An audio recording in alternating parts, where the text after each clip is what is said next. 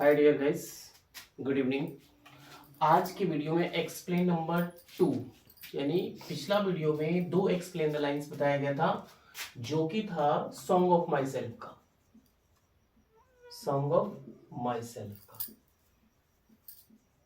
और आज जो टॉपिक्स है वो है sweetest love I do not go.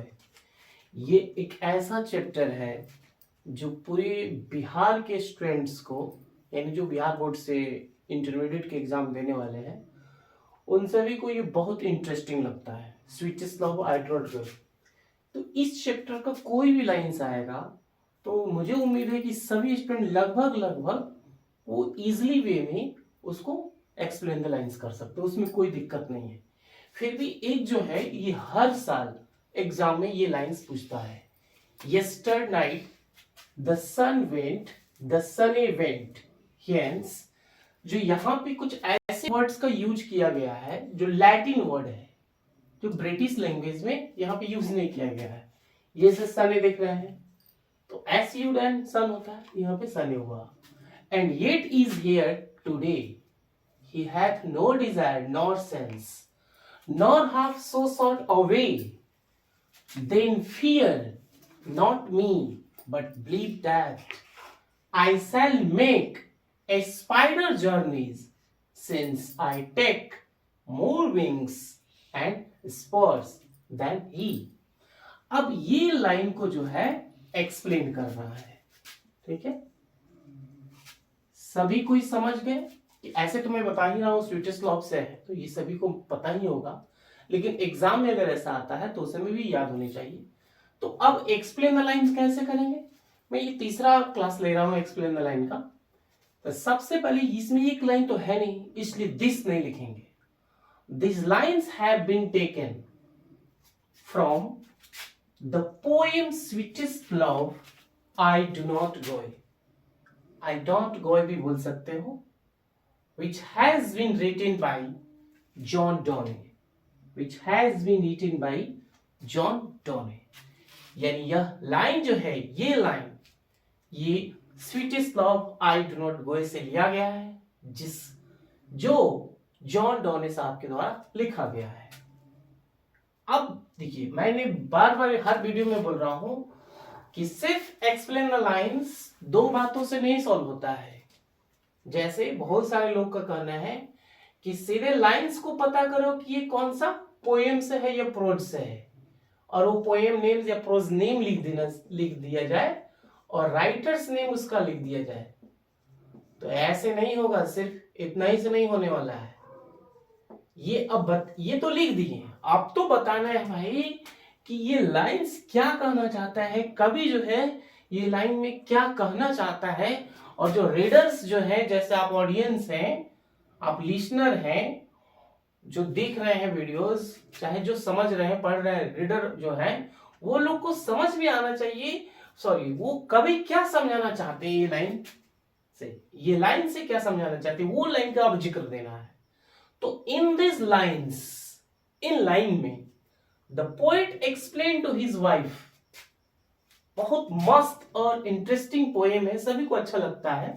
The poet explain to his wife यानी कवि जो है अपने पत्नी को समझाता है, एक्सप्लेन करता है that last night the sun went away. पिछली रात जो है सन चला गया था। एंड द डार्कनेस अपीयर्ड, और अंधेरे फिर से आ गई थी। अपीयर्ड माने फिर से पुनः आ गई थी अंधेरे। But it come back again, लेकिन यह पुनः फिर वापस भी चली जाएगी। द नेक्स्ट मॉर्निंग, और अगले सुबह, with the new morning living the darkness, और फिर कल सुबह एक अच्छी सुबह से ये डार्कनेस खत्म हो जाएगी, चली जाएगी। एंड सैडनेस बिहाइंड, और इसके पीछे जो सैडनेस है वो भी खत्म हो जाएगी। The sun neither had any desire nor sense, और सूर्य के पास ना ही डिजायर है, ना ही इच्छा है, और ना ही उसकी विवेक बुद्धि है। And so the poet explained to his wife, इसलिए कवि जो है अपनी पत्नी को ये बात समझाता है that if the sun could complete its long journey around the world and could come back, कभी जो है अपनी पत्नी को ये बात समझाता है कि अगर सन जो है अपनी दुनिया के चारों तरफ का यात्रा जो है, एक लंबी यात्रा जब पूरा कर सकता है और वापस आ सकता है, देन तो या तब सो कुड द पोएट, तो कभी ऐसा क्यों नहीं कर सकता है? The poet uses the sun as a metaphor to complete his journey, यानी इसमें कवि जो है सन को एक मेटाफोर के रूप में यूज करता है जर्नी के लिए, अपनी जर्नी से कंपेयर करता है मेटाफोर के लिए। एंड मूवमेंट ऑफ द सन, और सूर्य की जो मूवमेंट है उससे कंपेयर करता है। Poet wanted his wife to trust him, कवि चाहता है कि उसकी वाइफ उस पे ट्रस्ट करे, विश्वास करे, and not to get afraid, और भयभीत ना हो, the poet thought he would complete a shorter journey, और कवि जो है वो अपनी छोटी सी यात्रा को पूर्ण करे, कंप्लीट करे, पूरा करे, and could come back even faster than sun, because unlike the sun he had more desire and reason to come back, और वो चाहता है अपनी पत्नी से कि वो भयभीत नहीं हो, वो डरे नहीं, और वो अपनी छोटी सी यात्रा को जल्द से जल्द पूरा कर ले। जैसे सन की अपेक्षा वो चाहता है सन से बहुत जल्दी वो अपना बहुत तेजी से अपनी यात्रा को कंप्लीट कर ले, जैसे उस तरह से नहीं। सन के पास तो डिजायर भी नहीं है, उसका कोई रीजन नहीं है वापस आने का, लेकिन कवि के पास है। कवि के पास क्या रीजन है वो आपको ऑलरेडी पता हो ही गया है। And the reason was his love, और उसकी रीजन जो है उसकी प्रेम है, उसकी मासूका है, उसकी मोहब्बत है, फॉर हिज स्वीटेस्ट वाइफ, उसकी प्यारी प्यारी पत्नी। At last the poet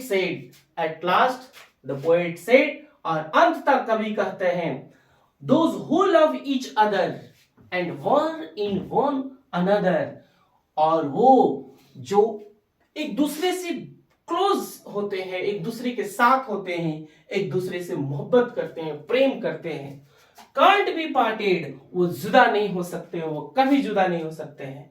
and because the poet can't live without his wife, और क्योंकि कवि जो है वो अपनी पत्नी के बिना नहीं रह सकता है, he would come back sooner for her, और इसलिए वो जो है अपने महबूबा के लिए, इसमें जैसे बता रहा है स्वीटेस्ट लव, तो उसका मीनिंग ही होता है अपने प्रेमिका के लिए वो जल्द से जल्द वापस आना चाहता है। तो जब तक अपने एक्सप्लेन द लाइंस में पूरा का पूरा कंप्लीट नहीं रीजन दीजिएगा, उसका मीनिंग नहीं बताइएगा, तब तक आपका 4 मार्क्स इनकम्प्लीट ही रहेगा।